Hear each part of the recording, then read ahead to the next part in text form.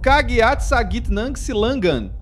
Ang digmaan ay umangat pa ng isang antas matapos harangin at sakupin ng mga puwersa ng Estados Unidos ang isang barkong may bandila ng Iran sa isang direktang aksyon sa dagat na nagbubukas ng bagong yugto ng sagupaan laban sa rehimen ng Iran. Ngayong Lunes, ika-20 ng Abril, 2026 malinaw ang nangyari. Nagpakita ng lakas ang Washington habang nananatiling sentro ng pandaigdigang krisis ang Strait of Hormuz at nadbanta ng pagganti ang Tehran. Sentro nito ang hukbong dagat ng Estados Unidos, Islamic Revolutionary Guard ng Iran at mga lider ng politika ng magkabilang panig. Saan ito naganap? Sa pagitan ng dagat ng Arabia, Golpo ng Oman at rutang papuntang pantalan ng Iran na Bandar Abbas, isa ito sa mga pinakasensitibong lugar sa mundo para sa enerhiya at kalakalan. Ayon sa Central Command ng Estados Unidos, hinaran ng destroyer na USS Pruance ang barkong Tosca habang papunta ito sa isang pantalan ng Iran. Binigyan ng 6 na oras na babala ang barko, ngunit hindi ito sumunod kaya inutusan ng mga sundalong Amerikano na ilikas ang silid makina at nagpaputok sila para mapahinto ang sistema ng pagpapaandar. Pagkatapos nito, sumampa ang mga kawal marino ng Estados Unidos at kinuha ang kontrol ng kargero. Paano ito ginawa? Sa pamamagitan ng paunang babala, pagpapaputok para pahintuhin at militar na pagsakay sa barko. Bakit? Dahil ayon sa Amerika, nilalabag ng barko ang naval blockade sa mga pantalan ng Iran. Mahalaga ito dahil hindi na lang ito banta o matitinding salita. May aktual ng aksyon, totoong putukan at pagkumpiska sa kustodya ng Amerika. Hindi basta lumitaw ang insidenteng ito. Noong Abril 13, inihayag ng CENTCOM na haharangin na nila ang trapiko sa dagat de entrada e saída dos portos do Irã. Noong Abril 11, nagsimula ng Estados Unidos ng operasyon para alisin ang mga minas sa kipot ng Hormuz na nais nilang muling buksan ng ligtas ang rutang pangkalakalan. Sa madaling salita, ang sitwasyon ay dahan-dahang lumala. Una, naganda ang militar, kasunod ang pagharang, pagkontrol sa ruta, at ngayon, pagsamsam ng barko. Ipinapakita nitong ang krisis ay hindi lang usaping diplomatiko.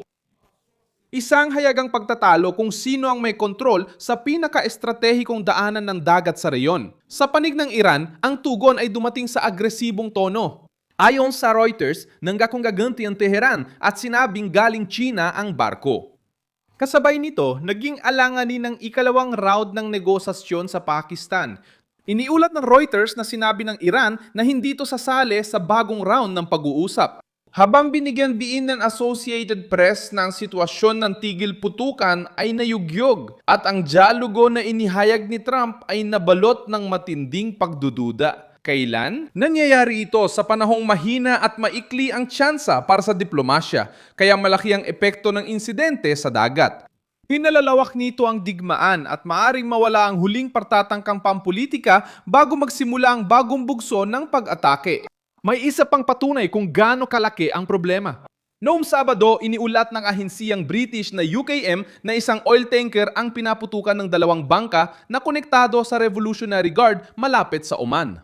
At may ulat din ng isang barko nagdadala ng mga container na tinamaan ng hindi kilalang projectile.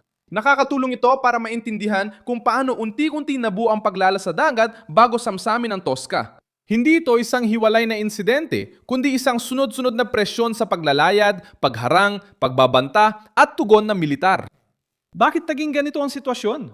Dahil sa pinagsamang pagharang ng Amerika, mas matigas na tindig ng Iran at pagkabigong gawing matatag na kasunduan ang tigil putukan. Mabigat ang mensaheng lumalabas dito. Ipinapakita ng Estados Unidos na balak nilang panatilihin ang pagharang at magpataw ng parusa sa sinumang lalabag dito.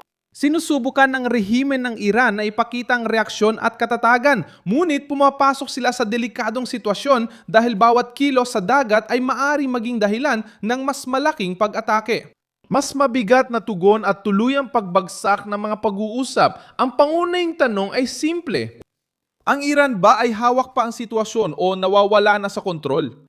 Ang mga bagong pangyayari ay nagpapakitang hindi na kontrolado ang sitwasyon. Mahalaga ito dahil kapag ang isang kapangyarihang naiipit ay nagpasyang paglaruan ng pangunahing ugat ng enerhiya ng mundo, madalas malupit ang resulta.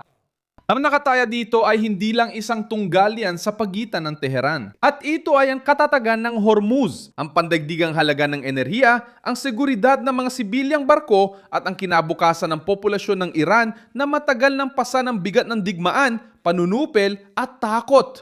Kung tuloy-tuloy gamitin ang rutang ito bilang sandatang pampulitika, maaring lumala at lumawak pa ang susunod na hakbang. Pinag-uusapan na sa Estados Unidos ang posibleng panlupang pagsalakay sa Iran para pigilan ang banta nito.